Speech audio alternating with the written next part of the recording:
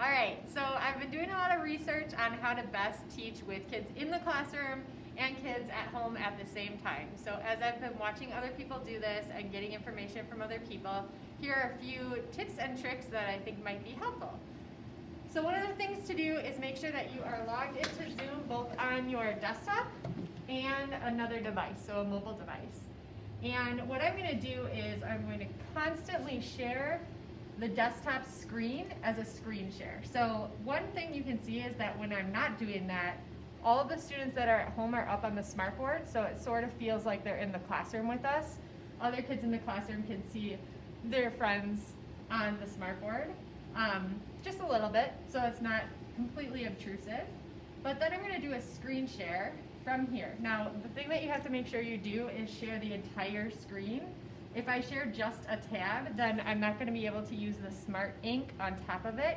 So if I share the whole screen, then whatever I do on the screen from there on will be shared to the kids at home.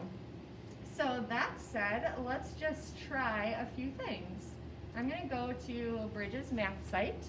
And what's really nice about this, and some of you guys are maybe already doing this in your classrooms for virtual learning, is that once I get up, and my virtual class is right here, they can now see me standing in front of the smartboard. My students that are in class with me can see me standing in front of the smartboard. And if I need to lean in and talk to my kids on virtual, I can lean in and see them there and check in with them.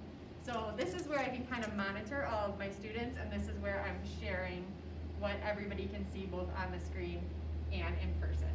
So the nice part about this then is that I can write on here and manipulate things on the smartboard, and that will show up on screen share for all of the kids to be able to see from home really clearly.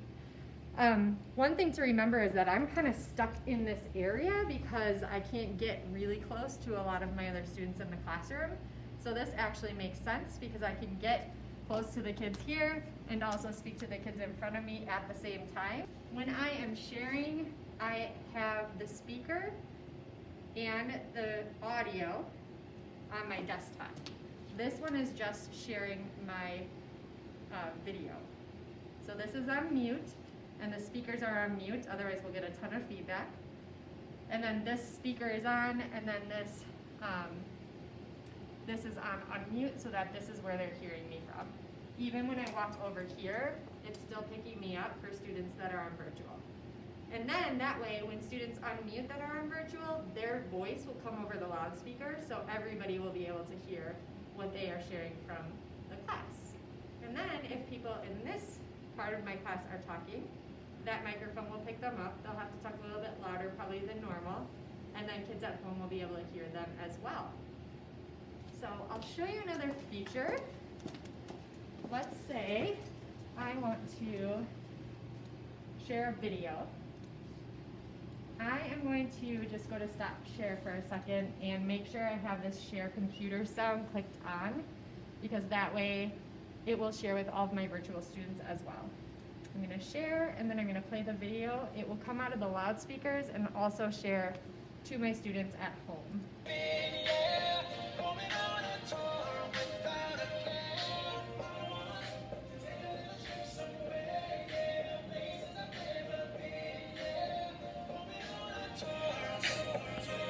The other thing that we can do here is share our dock camera. So again, I'm going to stop share.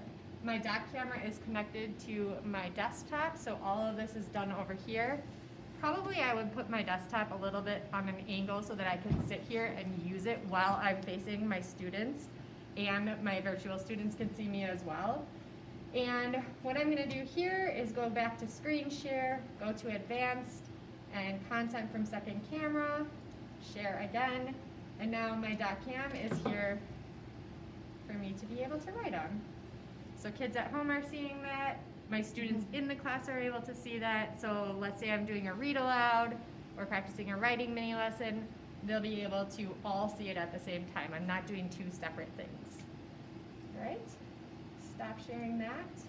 So let's say now I'm sending my kids off to do some independent work. I just did my reading mini lesson, and now I want them to go do some reading. So I might then maybe screen share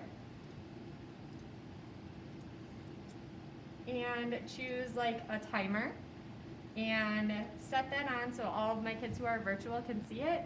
But also now I have the ability to move about the classroom and meet with my students in person, and also see if anybody on the screen has anything that they need from me. So usually I tell everybody to just mute their video while they're doing that extra work, but if they turn it back on, that's a cue to me to know that they're ready or they need something, and then I'll just walk over to this computer and check in with them. Hey, what do you need?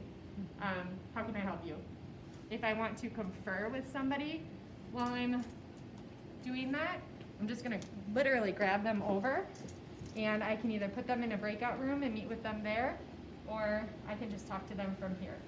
The other option for partner work is that when I'm sending my kids out to do partner work, I actually set up breakout rooms so that if Rick wants to join somebody virtual to do partner work, Rick will sign into my Zoom meeting, the same one that's showing up here, and I put Rick and his partner Janelle, who's virtual, into the same breakout room, and they can have a conversation there. There's a lot of things to play around with, but I feel like the more you do it, the easier it gets. It's not going to be perfect. Most of the time, the people at home are not going to be able to see all of the kids in the classroom, although they'll be able to sort of hear them. One easy thing to do if you feel like there's something that's going on in the classroom that doesn't need to be broadcast is just simply turn this computer off and move on and touch base with those kids when you're ready again.